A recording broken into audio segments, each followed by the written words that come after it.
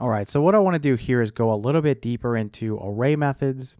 We're going to talk about something now called the forEach method, which is just a newer way to loop through an array and perform some action for each element, okay? So we've already seen this with the for loop, but basically I'm just going to set up a little array. So I'm just going to say const, let's say account, and let's just pretend that this is basically your account activity at a bank. So it would include your deposits, your withdrawals, things like that. So positive numbers will basically be deposits and negative numbers will be withdrawals. So I'll do something like 100 for a deposit. Let's do negative 50 for a withdrawal. Let's do 75 for a deposit. Let's do negative 25 for a withdrawal. And let's do another 100 for a deposit. Okay, so that's good enough. If we wanted to loop through the array, again, we know we can do this with a for loop already. So let's just see that real quick. So we do for, we're going to let I equal 0. Okay, that's basically, again, because the first position is always going to be with an index of 0. Okay, so then I'm going to do this as long as I is less than the account.length. And then I want to increment by 1 each time. So I plus plus. So inside of here, basically, I want to say what I want to do. Well, let's just go ahead and include 0, even though a realistic idea here is that you would not deposit an amount of 0, you would not withdraw an amount of 0. But I'm just going to say if the account with square brackets in I, the first case would be 0, then it increments to 1, then 2, then 3, so on and so forth. If this is greater than or equal to, let's say 0, then I'm just going to basically say something like console.log. So I missed the .log part, and I'm going to use some backticks here. And I'm basically going to put in here a deposit of, we'll put $2 signs here, and then my curly braces, and I'll just do the account with I. Okay, so remember this right here, this account with I, the I inside of those square brackets there, that's referencing the current element in the loop. Okay, so first it would represent this, then it would represent this, then this, so on and so forth. So if I pop open the terminal, and let's just run this, it just goes through the ones where I have a deposit, right? So a deposit of 100, deposit of 75, a deposit of 100, okay? You can add on to this a deposit of that amount. We could say has been added to the account, okay? Something like that. Again, you can play around with this as much as you want. Then I'll put an else in here, and I'm just going to console.log.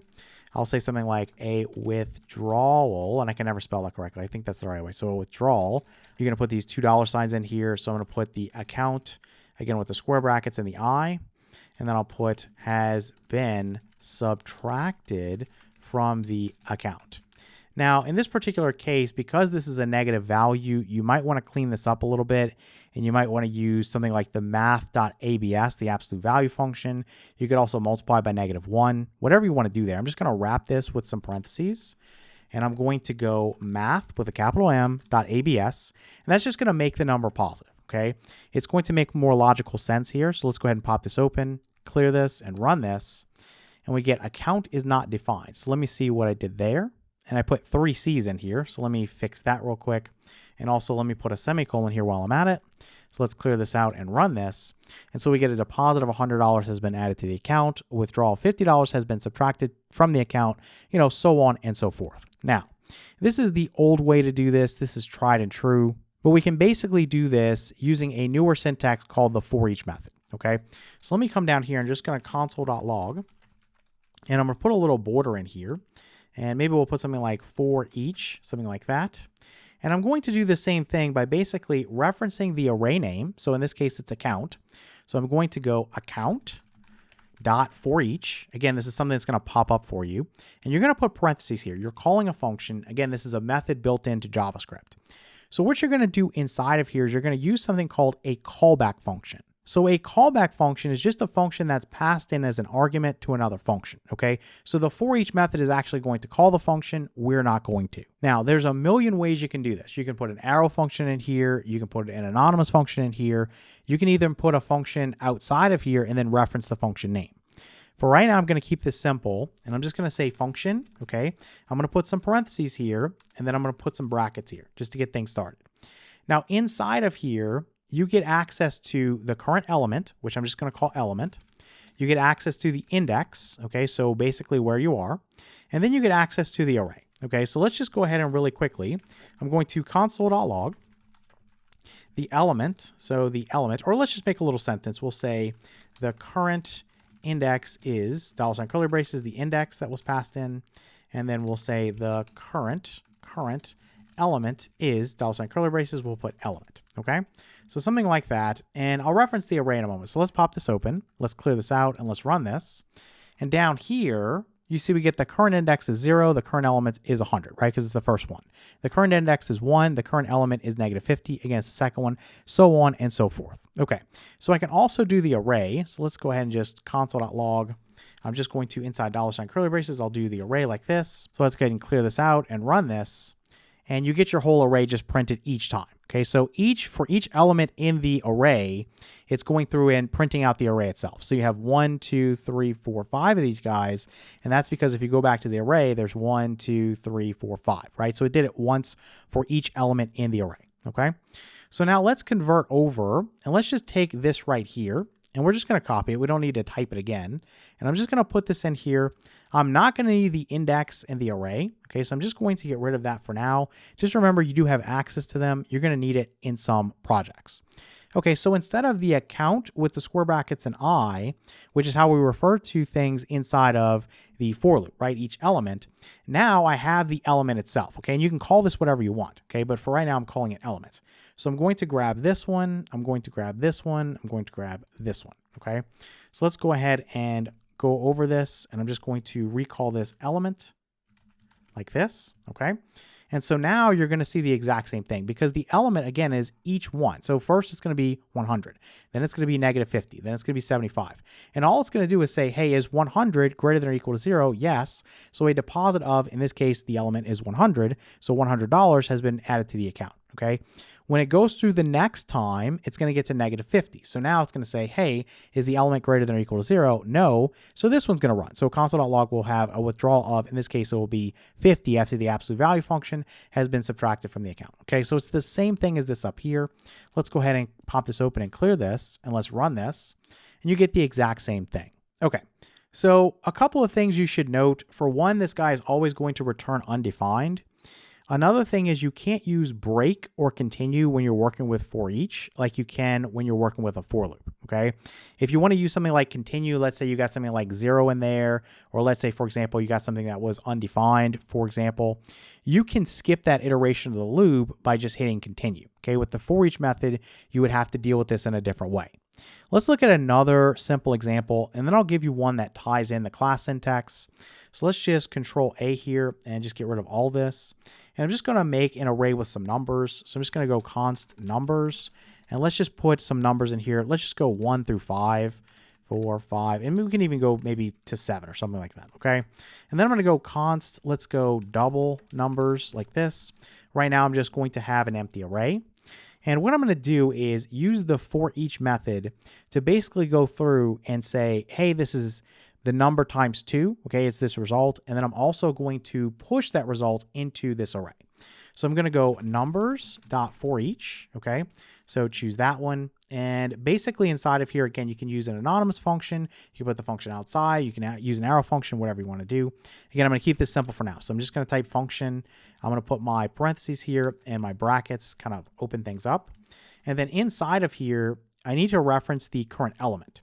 Now, usually if you have something plural here like numbers, what you'll call the element here, and you can call it whatever you want, most people will call this number, or some people will call it item or element, whatever you want to do. Basically, it's referencing each one of these as it's going through. So the first time it's 1, then the second time it's 2, then 3, then 4, you know, so on and so forth. It's going to represent each element in that array.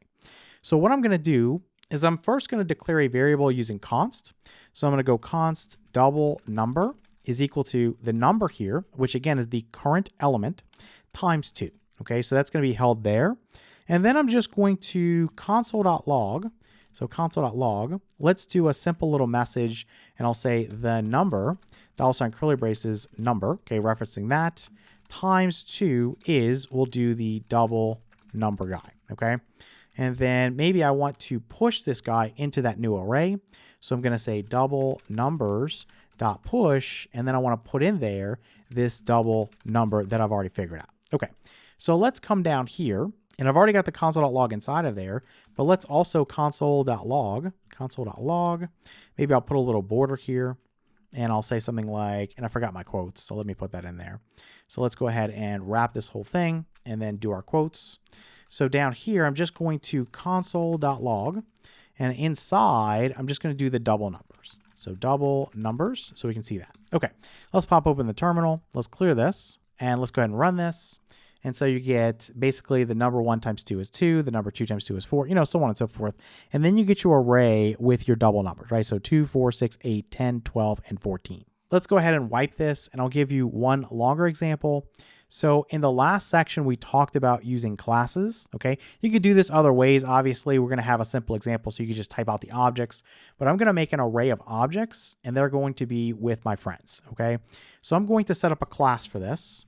So I'm going to type the class keyword with friend. Notice how, again, it's capitalized. And again, I just want some curly braces here. I'm going to have my constructor method, okay? And basically with this guy, I want the first name, let's say the last name, let's say the age, and the job, okay? And you can put more stuff in there. Again, just a simple example. We'll do this.firstName is equal to the first name that was passed in. This.lastName is equal to the last name that was passed in. We'll do this.age is equal to age that was passed in, and this.job is equal to the job that was passed in. Okay, then outside of here, you could put some methods in here. Let's just do one. We'll do fullName method. So fullName, you just want the name of it. You don't want to type function or anything like that. I'm going to put some parentheses here, and I'm just going to return a simple little string. So I'm going to say $ curly braces, this.firstName. And then over here, we'll do this.lastName like this, okay? So let's go ahead and come down here, and let's make a few of these guys. Now to make it a little bit simpler, I've already typed this out already. So let me just paste this in, okay? So we have 5 friends, and I missed the first one, so let me paste that in. So again, we call this with the new keyword, okay? So we have const friend1 is equal to, again, the new keyword with friend, and then we pass in John Peters. So John's the first name, Peters is the last name, the age is 35, the occupation is teacher, and then this guy right here is basically just an emoji. I'm going to post this in the description so you don't have to worry about trying to type it. Just trying to make things a little bit quicker for us. So basically we've set up friend 1 through friend 5. And now what I can do is I could just make a little array of friends. So I could say const friends, let's say, and I'm just going to put in friend 1, and then friend 2, and then friend 3, and then friend 4, and then friend 5. Okay, so that's all we have there. So let's just do a quick little for each guy, and we'll just go through and make a little sentence about each of my friends. So I'm just going to say friends.forEach, okay? And basically in here, again, I'm just going to type function, and then I'm going to set up my curly braces. Inside of here, let's go ahead and just call this, again, you call it element or item, whatever you want. Since it's friends and it's plural, I'm just going to call it friend, okay?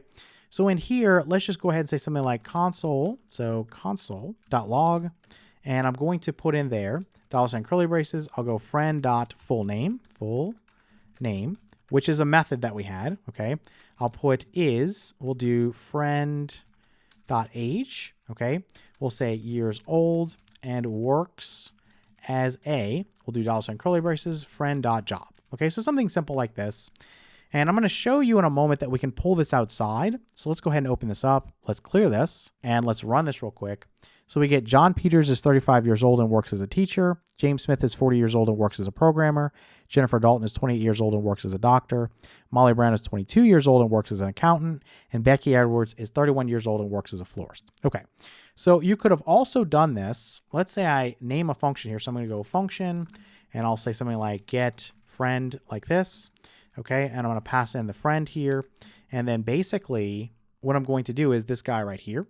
Okay, so let's go ahead and cut this away, and let's paste this in here. And let's go ahead and get rid of this altogether. So I'm going to get rid of all of this. So basically now I'm calling the function, and I'm passing in the get friend. So get friend like this, okay? And this is going to work absolutely the same. Okay, so you're able to put this outside like this if you want. So let's go ahead and pop this open and clear this, and let's run this, and you get the exact same result. So John Peters is 35 years old and works as a teacher, so on and so forth. Now, another thing you can do, let's go ahead and undo all of this. So let's go ahead and transform this over to an arrow function. So in this particular case, I'm going to get rid of this right here and just have my friend guy, because again, if you just have one parameter, you don't need those parentheses.